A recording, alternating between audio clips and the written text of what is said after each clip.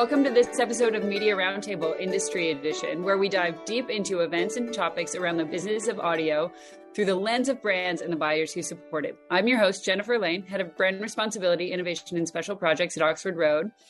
In this episode, we're going a little bit further behind the scenes to talk about the business of audio and the secrets of the craft, which allows brands and creators to impact audiences and culture through the work they're putting into the world. This is a special episode, and it's one of our industry's key conferences just happened last week here in New York, the IAB Podcast Upfronts. We had a few members from our team attend the event. Dan Granger, founder and CEO of Oxford Road, Miranda Romano on our executive team, heading media, but also joining us today, who were also at the event in New York, Spencer Semonson, media buyer, Kristen Duenas, our associate media director, and Stephen Abraham, our president of Oxford Road. I attended the event as well. It was wonderful, but we'll get into that in a minute. What I'm more excited about is our special guest today, Matt Shapo. For those who may not be aware, Matt Shapo is the director of digital and audio and video at the IAB. And I don't want to say he was running the show last week, but you'll see his fingerprints. You'll see his fingerprints all over the conference. Matt, thank you so much for joining us. Thanks very much for having me. It is a pleasure to be here. I'm so glad that those of you who were able to come to the event were there. It was, we hope, a very good experience for all who attended. As you said, I was certainly involved quite a bit in the pulling together of that event, but it is certainly not accurate to say that I was in any way the person who was primarily responsible for it. It was a labor of love on behalf of many people at IAB, and we're just thrilled that so many people got a lot out of it. And I mean, you're breezing over that pretty quickly. So many people got a lot out of it, but so many people got more than a lot out of it. I was fortunate enough to attend for a day. This was my very first podcast Upfront in person.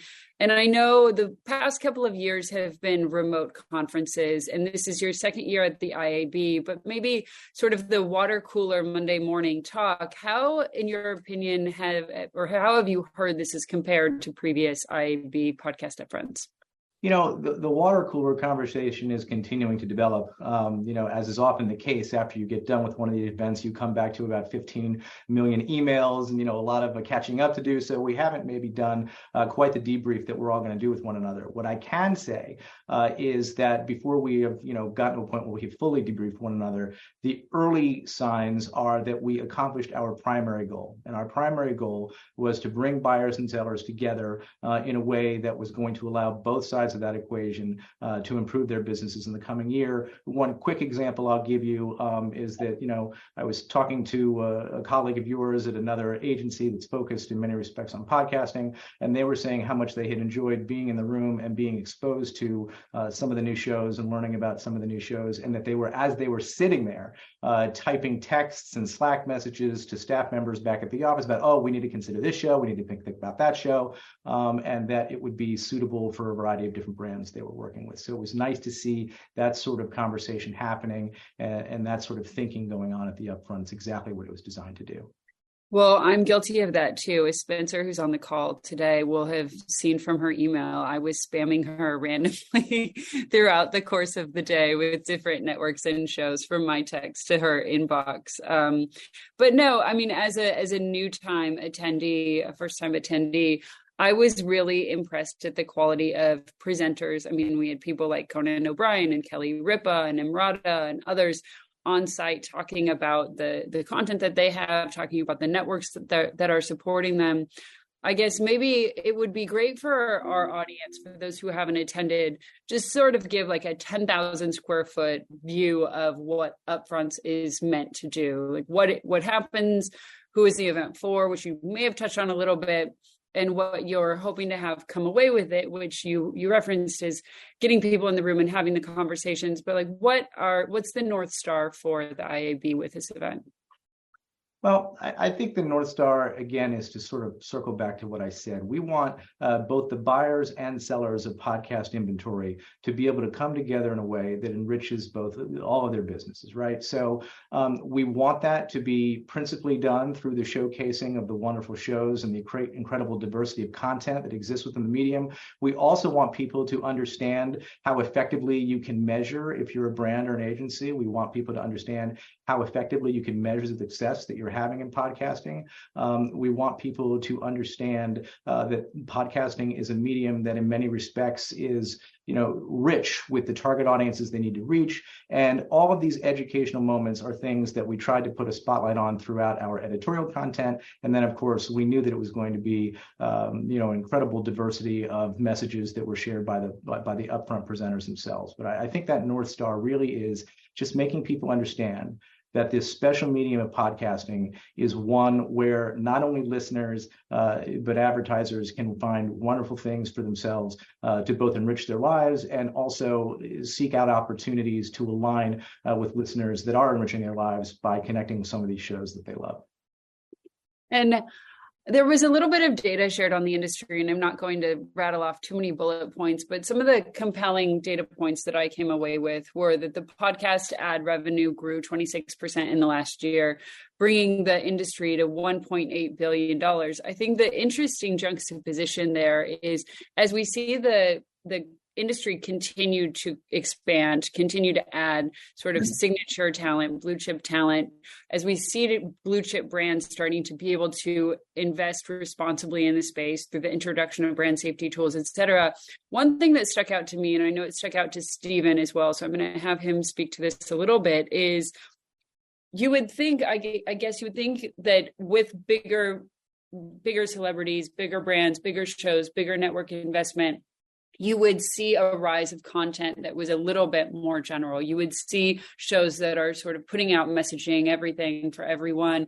But instead, we saw the rise of niche content, focusing on smaller audiences, focusing on very specific topics, focusing on an audience or genres that may not have subgenres yet, but we're diving into those. I guess, like, Stephen, do you want to share a little bit about, and Kristen, Spencer, Matt, feel free to dive in here, but that was one of the overarching elements that stuck out for me at this podcast Upfront, is like the rise of niche audience content. And I know, Stephen, you've seen it in sports, but I don't know. Do you want to share a little? Yeah, I'm happy to. Firstly, congratulations, Matt, whether it was all fruit of your own labor or a team effort, it was great. So thanks to the IAB for an amazing event. Although I will say that, I think a lot of the activity also happened off-site. It's rare that we all get together in the same location and can meet. So there's so many areas of value that came out about it, rather than just sitting and listening to a lot of very interesting presentations. Secondly, I think, talking about the talent that was there, it's really interesting. I've been throughout my career to many upfronts and new fronts. This was the first podcast upfront, but the degree of kind of interaction from those individuals struck me as being somewhat different, in the sense that, take Conan O'Brien, for example. Yes, I've seen him at TV upfronts before talking about his show, but that's, with all due respect, and he's a very well-known celebrity and comedian, that's his day job, right? Whereas his podcast, albeit aligned to one of the major networks, is his passion project, right? So you get this kind of real, from the very essence of why advertisers and marketeers and we as sort of brand advocates want to associate ourselves with that content, you can see it even on stage, the kind of passion that comes through. So that was really refreshing for me to see. I think, to your point, Jennifer, yeah, we have seen the rise of niche, but I think that speaks to the very heart of what podcast is. Individuals and content providers and users and peers at home discover or don't discover something that they want to talk about in the world, and yet they have the means and the availability to create it and put it out there. And suddenly, through a very short space of time, can discover lots of like-minded individuals who want to consume that content. So it doesn't surprise me that the rise of the niche is happening. I see it all the time in my own personal passion projects, which is sport, for those of you who are on this podcast, know my passion with soccer, or football as I call it with my accent. And, the number of fan-based sort of podcasts that have grown over the past few years, and the way that you can knit those groups together to not necessarily reach them all at the same time, but the individual net 1+ reach that is grown through those small passion groups is phenomenal. And I would argue is even more potent than buying some 4, 5 or 6 flagship shows. You buy 20 smaller ones, you get the same amount of reach, but I'd say the engagement was much more powerful. I mean, to some degree it's speculatory, but when you look at what TalkSport are doing in the UK, where they've created the fan grouped podcast network that they're now pushing out and selling, speaks to that. And I just think the rise of that is going to happen more and more as we get through. And what I call perishable media, whereas we all know that many people download podcasts to listen and kind of consume at their own nature. The very essence of sport and news and topical events is people want them in the same way that they want immediacy around TV or news or digital. And I think that's creating a very different opportunity for clients to get into the space and to get responses from consumers in a different way. So more power to the platform, and more opportunities to reach these niche audiences who are often or not, not necessarily tapping into the broad opportunities, the better it is for us as a niche buyer, and us as an advocate of our clients. I saw a lot of talk about diversification, whether that was in the host background or in the content itself, versus like big announcements that came down. I saw like spotlighting of the Black Effect in the iHeart presentation. I saw a lot of diverse rhetoric around the NPR presentation. They looked at all of the different genre breakdowns, and that seemed to be more of what we were focusing on throughout. And another big thread that I saw a lot was each of them speaking to mental health. And that was in a variety of genres. I saw it in education. I saw it in sports. I saw it in just plain health and fitness, mental health. Almost every network had a mental health show launching, or had a big star who was speaking on that specifically. And I think that is partially because we see so many health services and health clients coming into the space. So more of the content is gearing towards that, which also makes sense because a lot of them spoke about doing limited series or branded series with the clients. So it just makes sense that that's continuing to trend. And we saw that through almost every single presentation, regardless of network. If you guys wouldn't mind, I'd like to stick with the topic of mental health for a second, because I think you're spot on in making that observation about how it sort of was a thread line that ran through a lot of the upfront presentations. And the reason I'd like to stick with it is that I think that being a thread line is a wonderful example of why podcasting is the special medium that it is, again, for both listeners and advertisers alike. Conan himself was somebody, in fact, the only thing that he really called out in terms of advertiser support was BetterHelp. He mentioned that as being an advertiser that he cared deeply about. And he did so because he is, like so many of us, somebody who I think thinks of podcasting as a way for people to not only find their niche, not only find their particular community, not only find their voice through a conversation that maybe a host has, wherein they can sort of see themselves, but also as an opportunity to go deep on, topics related to mental health. People feel a sense of kinship. They feel a sense of friendship. They feel heard, both by the hosts, and then I think over time, depending on the nature of those communities, by one another as they get to know each other. So one of the things that I did at the end of the Upfront was I co-moderated a panel with a couple of hosts wherein we discussed their extraordinary ability to build communities. And we talked about how, from a monetization standpoint, they blend both advertiser support and then some subscription-based support. And they talked about not just their subscribers, but people who also listen to the ad-supported versions, getting to know one another at their shows. They go on shows sometime.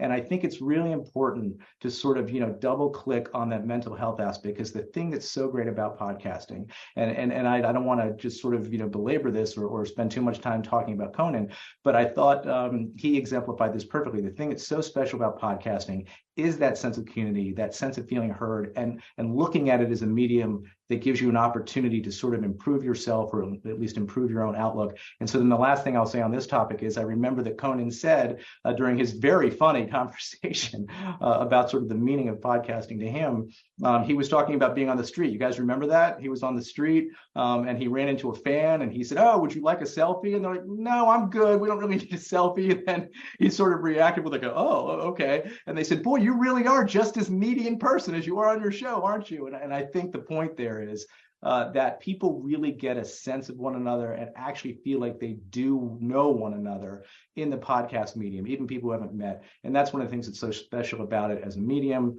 It's what it gives to listeners. And it's another reason that advertisers can find opportunities to speak to audiences, because they do trust these hosts and they're going to be more receptive to advertiser messages because of that trust. So I thought it was important that you mentioned the mental health, because I thought it was sort of a gateway to why podcasting is so special as a whole.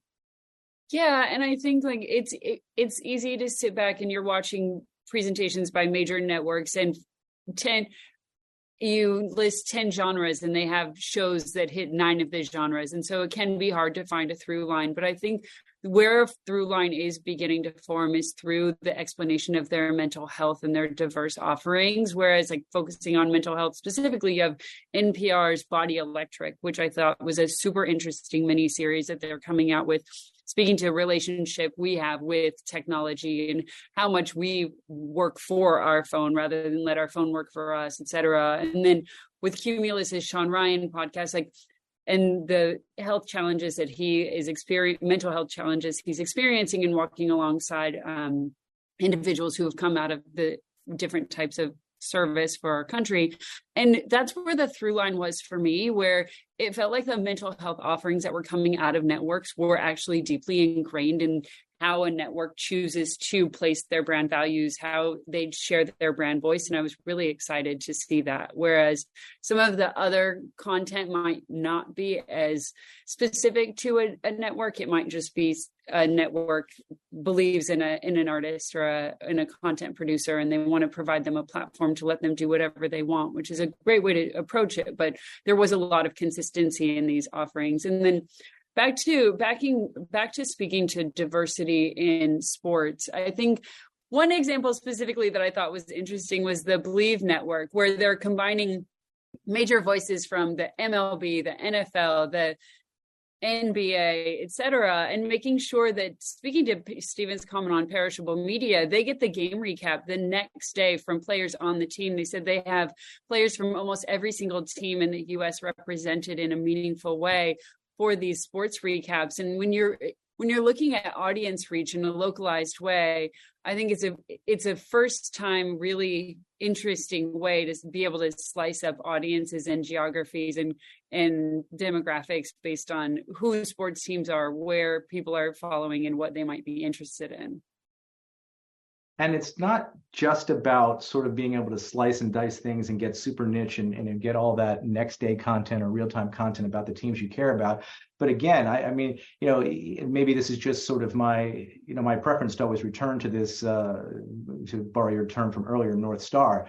But for me, it's another way in which podcasting is special. It's not just about the ability to deliver niche content to people who care about a particular team, but it is and I can't remember if this was Connell Byrne or maybe Will Pearson, but I remember during the iHeart presentation, they made a point about podcasting being a wonderful place where sports conversations can be really reinvented in podcasting, right? Because it melts that barrier, as they put it, between fans and athletes. And I think that is another great example of what we're talking about when we talk about podcasting being such a special medium. It really does melt those barriers, not just between fans and athletes, but between hosts of all kinds of shows talking about any number of different topics and the people who consume that content, because it speaks to them and it means something to them. And so, yeah. And he was sharing in that specific example, for the iHeart example, he was sharing how yes, everybody saw what happened on the field, but podcast is the only platform where you get the conversation of what happened in the locker room. You get the conversation of what happened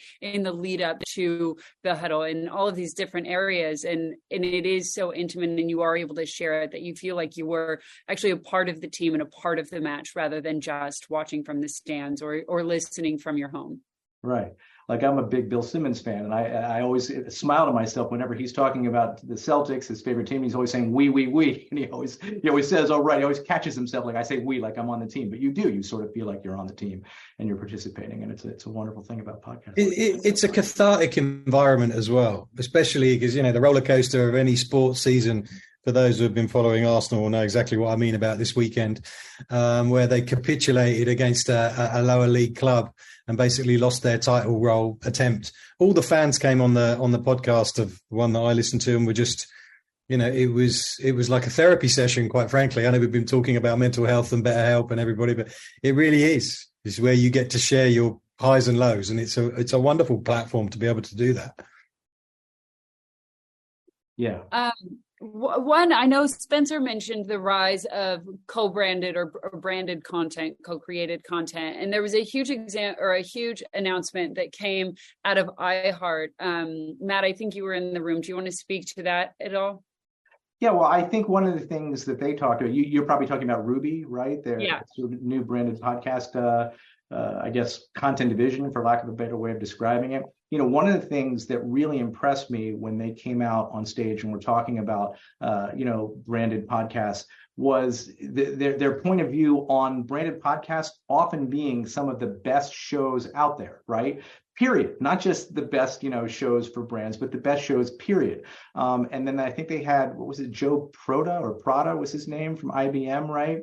And then he came out and he said, the branded podcasts, they're really just good storytelling.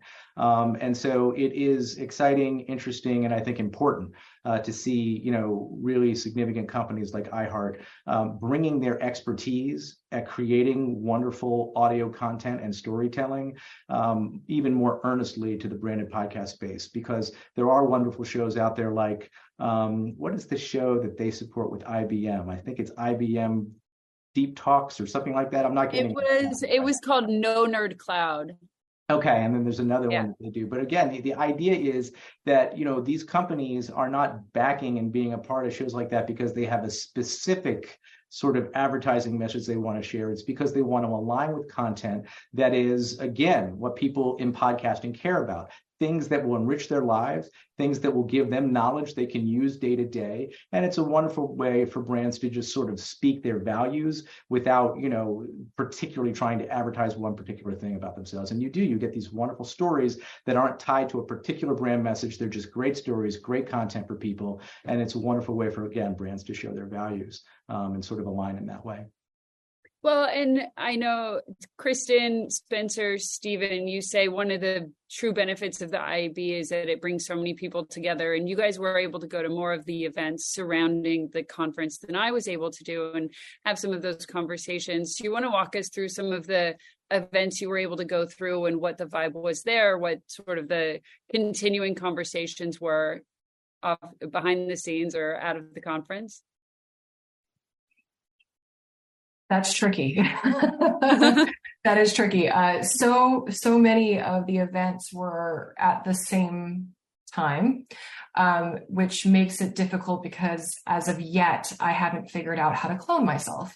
There was a bit of divide and conquer. So Sony had an event on the day before Wednesday that I wasn't able to attend, but I know Spencer was at with Emrata, kind of speaking about her podcast, and so she can speak on that one. I went to a Wondery meet and greet where, I got to see some of our key partners and have some discussions about what they're doing in a more intimate setting. So I think that's always really beneficial about any of these events, any of these upfronts, where you can have that conversation and it's not so formalized and like, hey, we're sitting down at a table and we're specifically talking business.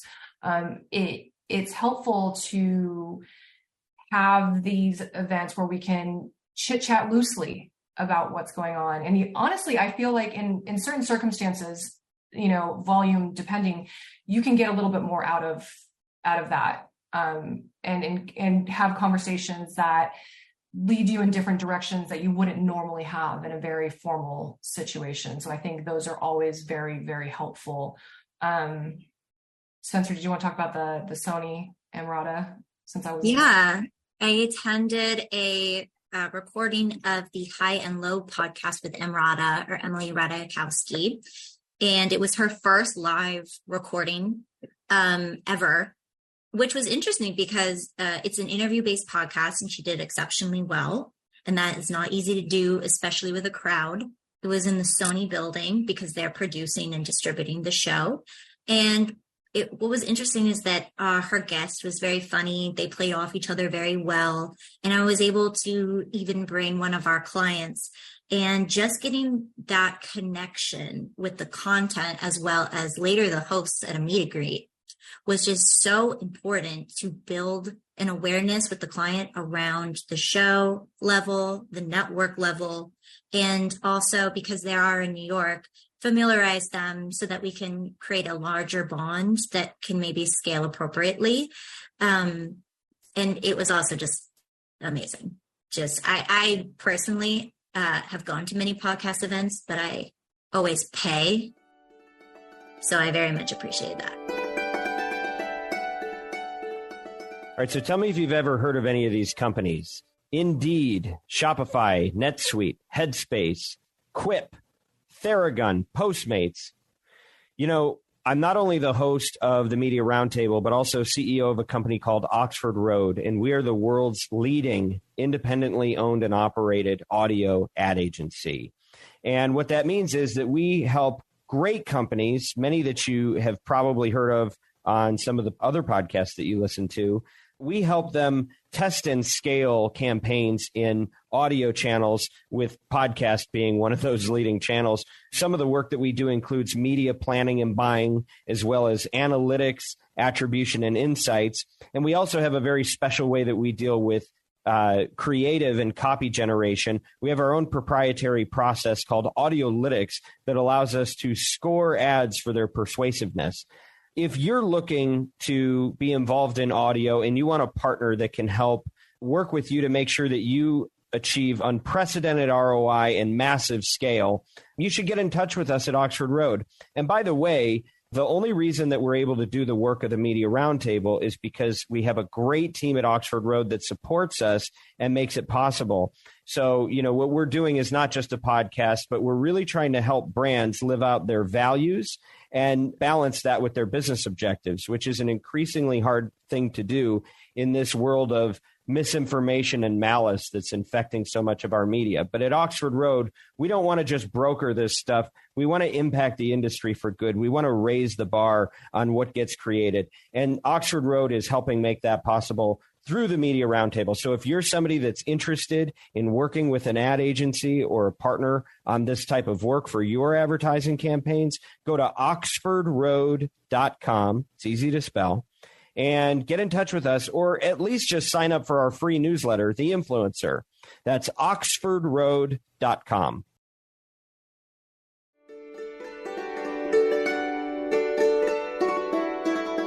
The one thing that I think is true, that events like this are opportunities for those sorts of natural, organic conversations that Spencer was talking about to occur. And there are always satellite events. There are always events that people who are going to be a part of the Upfront put together either in the day before or afterward. And then to your point, Jennifer, also there's wonderful conversations that just happen throughout the day at the Upfront, you know, in between the breaks. And it is, some of those are the most important interactions that people have. It's that opportunity, like you said, Spencer, to really make a connection and have, you know, a deeper conversation about something that maybe reveals, you know, a piece of information that you didn't know you had, that suddenly makes it easier for you to transact the business that you want to transact. So those kinds of side conversations are always important.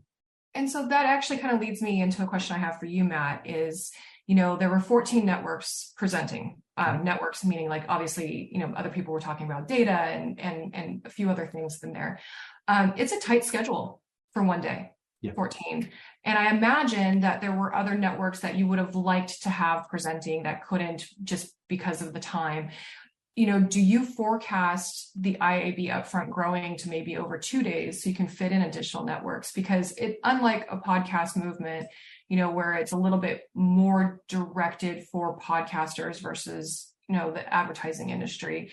I think it would be beneficial to have more opportunity to get in front of the advertisers and the buyers with what shows are upcoming. And having only 14 squished in there seems a little tight. So I'd love to know, kind of like what you're projecting for the future. Yeah, so I should quickly add that my point of view on this is going to be, only one point of view among many at IAB. But what I can say is that there are already conversations internally about looking at ways that we can enrich the experience for next year. As I mentioned, we were just doing our first in-person upfront after 3 years of virtual presentations. And so part of the decision to keep things really tight and focused this year was just based on wanting to make sure that we knocked it out of the park, after our first year coming back in person. But we certainly are already talking about and looking at ways that we can expand, create more of those opportunities like you're talking about for a wider diversity of people to get in front of folks and have the same kinds of interaction that people who did come to this year's Upfront had. And to build out a second day is certainly something that we are already looking at and will hopefully be able to achieve. I can't guarantee it, but it is definitely something that we would like to do.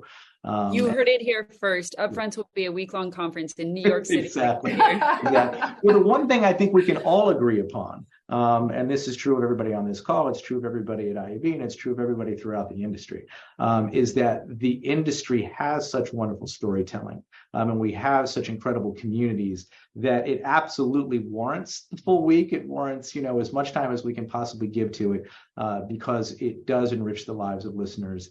It does feature so many wonderful creators that are telling awesome stories. And it does, apropos of the conversation we're having here about advertisers, give advertisers an opportunity to connect with consumers that are uniquely receptive in this medium compared to many others. And so we are always looking and talking internally, especially as we've just come through the Upfront, about ways that we can enrich and expand it next year and beyond.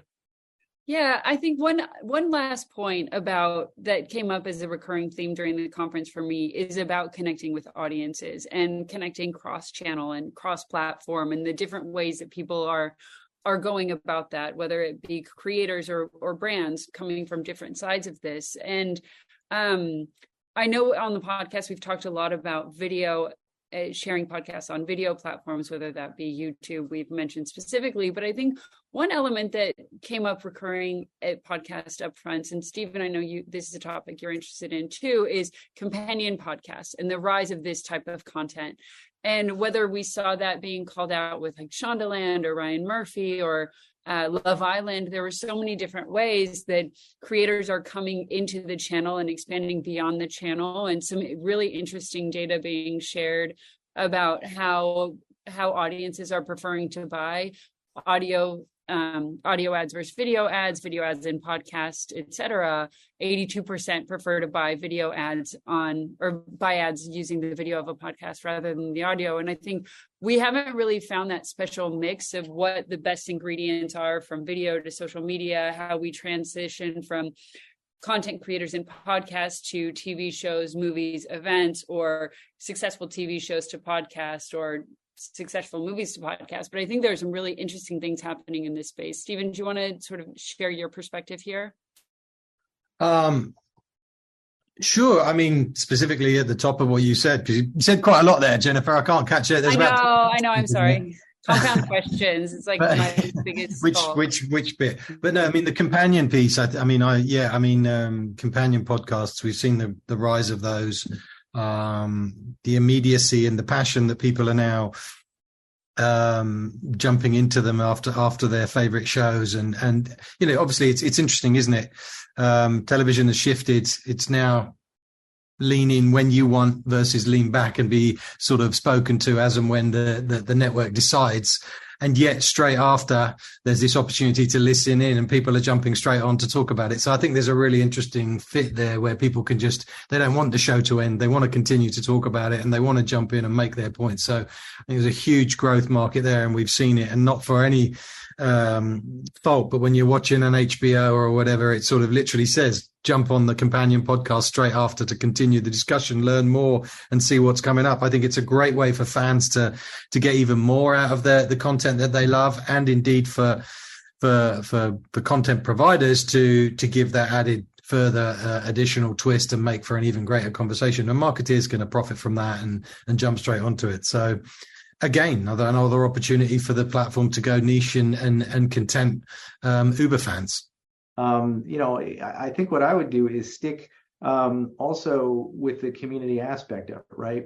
When you're talking about things like a companion podcast for a popular television show, you were talking about incredibly avid fans who care deeply about that. And so it is another opportunity to use the podcast medium as a way of diving into it. But then I think, just going back to your point about what maybe is in it for marketers to align with podcast creators specifically, another theme that was important, I thought, at the Upfront was the extent to which the creators who are making podcasts that have that incredible trust and incredible relationship with their listeners are extending that relationship beyond the podcast into social media. And so just going back to some of what I was talking about earlier, about some of the hosts who were talking about the connection they're making on Instagram, right? And so this is true not just of folks that are completely ad supported, but in some respects, you were talking about Emrata a lot, right? So she's a podcast creator who has both primarily ad supported episodes out in the wild, but then she also has her subscriber only content. And I know that a lot of creators like her who have subscriber only content, what they like to do is, as an example, they'll give, their fans that subscribe access to their, I don't know if I'm not an Instagram user myself, but on Instagram, I think it's your close friends circle or something like that. And it's a wonderful way to continue that conversation even beyond the podcast with these incredibly passionate communities of fans. And so it's just another way for marketers and advertisers to think about leveraging that trust and that relationship that exists between podcast creators specifically and their incredibly avid fans. And I think the terminology itself speaks to it, companion, right? Yeah, and that was one data point that came out too, speaking to social media, that 52% of podcast listeners follow that host on social media. Yeah. And making sure that you're paying attention to both of those audiences and speaking to them in a consistent but different way based on the channel, and customizing that content, whether it be visual or audio, was really important. And they gave some examples of brands who are doing that well. But it's a topic that continues to evolve, and a topic that will continually be surfaced on this podcast. I don't know, any key takeaways that we haven't touched on today that we thought were relevant coming from the Upfront? I know it's hard to cram that many presentations into one day and try to give the audience a full recap on it, but I would imagine many of those in our audience already have read a lot of the press and listened to a lot of the videos online or were there in person. I have a question, Matt. I mean, I'm assuming you attended the New Fronts on the 1st to the 4th of May as well. Would I be right in assuming that, or should I not assume? You should not assume. I attended very sparsely on that because we were in a lot of preparation for the Upfront. Gotcha. I will, of course, be digging in very heavily. And don't forget, everybody who may be listening, for both the podcast Upfront and the New Fronts, for those of you who attended, you will be able to watch all of that video on demand. And so I'll be okay. I won't make that assumption, but I think seeing that digital is supposed to increase by 6% this year. I know it's a very mature medium now, and podcast is still in many ways, whilst it's been around for 10 plus years, still, if not even longer, well, much longer actually, but to be fair, really kind of exploding over the last few years. Seeing that continued double-digit growth and getting to 1.8 billion, if still sub 1% of all advertising, I think is just a real sort of indication of the passion for the platform. Yeah, and I'm glad you said that, because when Jennifer asked her question, I was going to say one thing I wanted to make sure we covered before we wrapped up. And again, like you said, Jennifer, this has been widely reported and it's been discussed a lot in the press and elsewhere, but I wouldn't want to wrap this conversation up without just sort of double clicking again on the fact that podcasting does remain the fastest growing medium in all of digital media for the second year in a row. We reported in, and we talked about this from the stage during our opening editorial remarks, in all of the digital media channels that the IAB surveys for its annual internet advertising revenue report, we were happy to see that we're still reporting growth despite the obvious economic headwinds of the last year or so. But podcasting remains a place that advertisers are finding value The 26% growth is not the 72% of last year, but it is still far and away the fastest growing channel, as I said, in digital media. And there's a reason for that, right? The reason is, as I just said a moment ago, advertisers are finding value. They're tapping these communities. And they're understanding that they can align themselves with, going back to your earlier point, Jennifer, all sorts of niche content that allows them to tell stories to audiences that are waiting to hear those stories. And I think it's an important takeaway. And Jennifer, I'll just circle back to one other thing you said. It's another major theme that occurred both at the Upfront, and it's been a topic of consistent conversation in audio committee and board meetings at the IAB over the last several months. Let's not fail to go back and remind everybody that there are all sorts of new tools coming into the marketplace, especially on the brand safety and suitability front, that is going to make it all the more efficient for advertisers that do want to tap these special relationships to do so with the confidence they need with respect to safety and suitability requirements that they may have for their media spend. And I think that you are going to see over the course of this coming year, as those tools become more widely used, a lot of additional new episodic buys, sometimes even in shows that an advertiser might initially think they didn't want to be a part of because they might have certain reservations about what they think that content is. But as you begin using some of these new brand safety and suitability tools, as you begin using artificial intelligence to really parse into the individual line-by-line transcripts for these different various episodes, you'll be able to include rather than exclude much more podcast content. And I think it'll make it all the more wonderful for the media moving forward. Well, and to that point, when you have these tools in place, some of the larger blue chip brands who are sponsoring the major network shows who also have companion podcasts, then we'll see an ad which is on TV, then brand messaging in the podcast, and then when you incorporate social and have a true holistic approach to chatting with the audience members there, I think could be a really interesting space to watch. I have a question for you guys, if you don't mind. I'm just kidding. So, what are you guys most excited about at Oxford Road looking ahead to this year? Is there a particular campaign you're excited about? Is there a particular activation, sponsorship, something with a show that or just a general trend that you're excited to be tapping into as an agency this year? Should I say yet again how excited I am about Gen Z and video and the built-in audiences that are finally being tapped into now, because it's all I ever talk about internally in the agency. And for me, it's just very exciting because honestly didn't watch too much YouTube. I was very much a, NPR, PRX, have the This American Life app to listen to every episode for 30 years. And COVID has made me into this video person. And as I see different creators rise up there, the podcasts are coming. I really loved Hala's presentation from Young and Profiting about distribution and how there are even newer ways to watch that we haven't even looked at. And she mentioned LinkedIn Live. And I've met with several networks who are starting to sponsor network LinkedIn content. So I think that could also be the next phase that we go into. It's just very interesting though to see the networks who definitely shouldn't go into simulcast, the ones who definitely should and haven't yet, and the ones who are just still holding back. I came into Upfronts expecting to hear more about how AI innovation is sort of infiltrating the industry. And I was really surprised not to hear a lot of that from the stage. And I think as we get deeper into 2023 and looking at how other industries are really adopting that technology and applying it in meaningful ways, I'm very curious to keep track of that. We have an AI-focused episode of Media Roundtable coming out, I believe, in June or July. But it's something that we're tracking very specifically. There are already a few tools popping up that we have found very helpful outside of just the chat GPTs, et cetera. And so that for me is what we're looking at.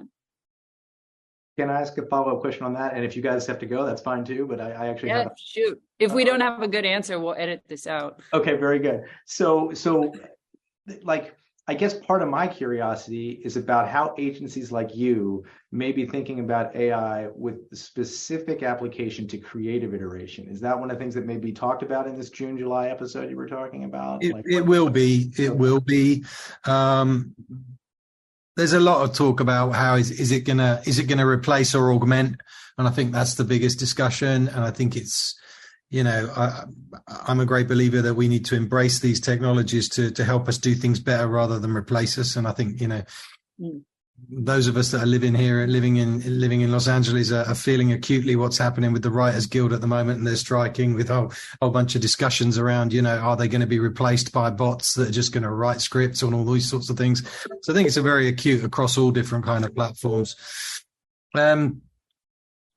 Before that question, I was just going to add to what Spencer and Jennifer had said, which is, I think there's two other areas that I think are really interesting for me. One is the continued discussion, and you kind of said something, alluded to this at the beginning of the call, Matt, which is where a lot of people attended and reassured by podcasts being able to secure clients the kind of reach and a sort of understanding around measurement that they're looking for. I still think there's a whole swathe of improvements that can be made in that area, and I think we're all desperately waiting to see how we can truly crack the nut of absolute guaranteed understanding around attribution in podcast. I don't think anybody's fully cracked it yet, so I think there's a lot more that needs to be done in that space. Furthermore, because let's be very direct with a lot of the marketeers that we work with and all our agencies work with, the individuals who manage these campaigns and these budgets come from a digital world where they're used to having a plethora of rigor and detail and digital measurement that can absolutely support any decision they're taking. So as they enter into the world of podcast, which we can argue straddles both digital and analog to many degrees, they're not necessarily seeing the same amount of reassurance in the measurement. So I think that's definitely a space that needs to be continually plowed forward. And I know there's lots of players in the space who are doing that. So looking forward to the advent and the development there. And secondly, international. I mean, I think it's seeing an even larger growth from a lower base. I think it's like 29 to 30% growth year over year in the UK versus only 11% last year overall in terms of advertising growth. So again, I think international is going to be the next foray for all of us. The beauty of which is you can tend to buy, not giving away all our company secrets, but you can buy a lot of those shows from the US. So you don't have the same complications about having to put dollars at a local level and buy. You can really reach those audiences through US trading points. So looking forward to seeing the growth there as well. Well, and on that point of international, speaking of special episodes, we have a special episode coming out in the next month focused on international. So for those who are interested in hearing more, please tune in. And that concludes my live read for Oxford Road's presentation of the Media Roundtable. You did it very well. You're being too generous, as always. But speaking of your generosity, thank you so much for coming on. I know it was a quick turnaround. And you're still trying to dig out of your inbox, but we're forever grateful to hear the perspective of your perspective and some perspective of the IAB and the fabulous event that you guys are able to put on year after year, either remote or in person. And we hope moving forward, it's always in person and it continues to expand. Yes, from your mouth to God's ears. All right. As always, this show is dedicated to our mission of mobilizing marketers to advance truth and civility in journalism. We want you to not just know the news, but use it for good. If you're a marketer looking to balance your business objectives with your brand values, reach out to our agency, Oxford Road, and subscribe to our newsletter, The Influencer. Thank you to our guest today, Matt Shapo, to the IAB, and to Bianca, Haley, Kyle, the team at Podcast One, and as always, influence responsibly.